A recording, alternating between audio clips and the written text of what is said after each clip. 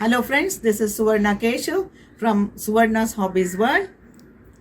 So this will be the second episode of the learning of the chess game. Okay, we'll go through what is a check because as that is the objective of the game, to do a checkmate. First, what is the check? Now let us say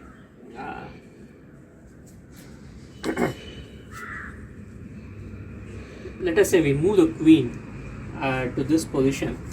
Now the king is said to be in a check. That means the white queen is attacking the black king. Now the king is supposed to be in a check. Now how to defend a check? Either you can bring a piece in the middle, that's way you can avoid a check, and the check has to be its force you have to avoid. You can't keep the king in a check, it has to be moved to move from a check. That is the rule of the game. So either we can bring some piece in the middle, or let us say the pawn was in this position, the king can move from the check actually. Or let us say we are giving a check, just as a hypothetical situation, let us say the queen is giving a check here, the king probably can capture the queen, or some other piece can capture the queen. So these are the ways where an opponent can give a check to the king, and then these are the ways where you can get rid of the check. Now checkmate is a position. Let us say we'll take this position for example, just hypothetical position. Let us say now we got a check, the king is in a check, but the king can't capture the queen because it is guarded by the bishop. Now king can't move anywhere and no piece can come in the middle as well. This position is called the checkmate. So this is the whole objective of the game, to checkmate the opponent's king.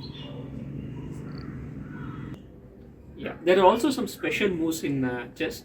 That is the castling, the in-peasant capture, and then the promotion of the pawn. Now we'll go through castling. Castling is a move wherein you can switch the position of the rook and the king simultaneously. This is the only move where two pieces can be moved at the same time. So always this is called the king side castling, short castling, and this is called the queen side castling or the long castling. Always king will move two steps at a time, and then the rook will in the king side castling the rook will move two steps, and then in the queen side castling the rook will move 3 steps and it will come to the center. This is called castling. There are some rules of the castling, like during the before the castling, either both the king or the rook shouldn't have been moved earlier, and then the king should not be in a check, or any of the squares where the king is going to castle should not be controlled by any of the pieces of the opponent. Let us say this square is controlled by the bishop, so we can't castle queen side. So both the king and the rook cannot be moved, shouldn't have been moved, and then the squares of the castling shouldn't be controlled by the opponent, and only then we can do the castling. Now there is something called an in-peasant capture. Let us say now the white colored pawn is on the 5th rank. When it's on the 5th rank, if the opponent moves the pawn, the adjacent pawn, 2 steps, at the immediate next move you can capture that pawn as if the pawn has moved a single step. This is called in-peasant capture. So only it can be done only in the adjacent move. So if we have to remember, either it has to be on the white pawn has to be on the 5th rank, or the black has to be on the 4th rank. So when the pawn moves 2 steps, the immediate move it can be captured using an in-peasant capture. This is in-peasant capture. Now next is the promotion of the pawn. Now this normally happens at the ending of the game. So now if the pawn reaches the 8th, let us say reaches the 8th square, now it can be exchanged to any of the piece. It can be, you can take a queen. Normally people will take the most powerful piece, the queen. It can be replaced by a queen or a rook or a bishop or anything. So this is called the promotion of the pawn. Let's see the value given for each of the piece. So a rook is given 5 points normally. A bishop and a knight is given 3 points, so they are roughly equal. A queen is given 9 points, and a pawn a single point.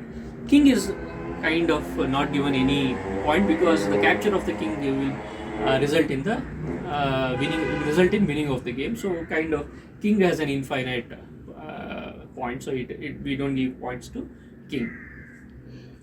Okay, now there are 3 stages in the chess game: the beginning, the middle game, and the end game. Normally, in the beginning of the chess game, we develop all the pieces, and then, or we say when the beginning is over, when the castling is done and all the pieces are developed, initial 8 to 10 moves, we say the beginning or the opening. Oh, sorry, not the beginning, the opening, the middle game, and the end game. We say the opening is complete once the initial development is done, the pieces are moved, it's castled, queen is moved. So this is the opening of the game, and then is followed by the middle game, where I'll just show you a chess clock, basically to record the time of the chess game. Each person how much time he is taking to record that. We have a chess clock, basically. This is a sample clock. So you can see we can set different time in the chess clock. Here it is set to 5 minutes. Based on what time we set, a different format of the game is, we can have a different format of the game. Classical chess normally has more time. A blitz chess has less number of time. So basically it's the choice of the black side where he wants to keep the chess, which side he can keep the chess clock. And once it is started, now the first move is white. As you can see, the time starts for the white. Now after completing a move, you have to press the clock so that the opponent his clock starts and he has to do the move. Now he will make a move and probably he will stop his clock. So at the end, within 5 minutes for each person, the game will conclude. Otherwise, if whoever's time completes, he will lose the game. This is just an introduction of chess game. So a big thank you to you, Rohit. That was very informative. Most welcome. Thank you. That was very informative. Hope our viewers have liked this video. This is Suvarna Keshav and Rohit Premnath signing off. Hope you have all liked this video. Please give a thumbs up if you like the video. And please do subscribe to Suvarna's Hobby World. Thank you, friends. Have a nice day. Bye-bye.